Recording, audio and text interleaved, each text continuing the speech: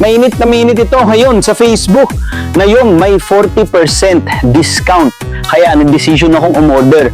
Dati na rin ako may gunting pangkuning pero kapag makakapal at malalaking sangga na, hindi man niya kaya. Kaya ito ang in-order ko at sobrang ganda talaga nitong pangputol ng sangga. Ang pinaka-special dito ay may mahabang stainless steel na hawakan na pwedeng humaba at umiiksi depende sa taas ng sangga na gusto mong putulin. Konting ikot lang, pwede mo na agad i-adjust ang haba nito. Ang maximum length nito ay nasa 7 metro. Kaya kahit sobrang taas ng sanga, abot na abot mo na. Bukod pa doon, sobrang talas ng talim nito, parang lagari ang blade. Kaya ang dali niyang gamitin sa pagputol ng maliit na kahoy o panggatong. Ngayon, susubukan nating putulin ang ilang mataas na sanga ng puno ng abukado. At syempre, hindi na kailangang umakyat kasi may high branch cutting saw na tayo.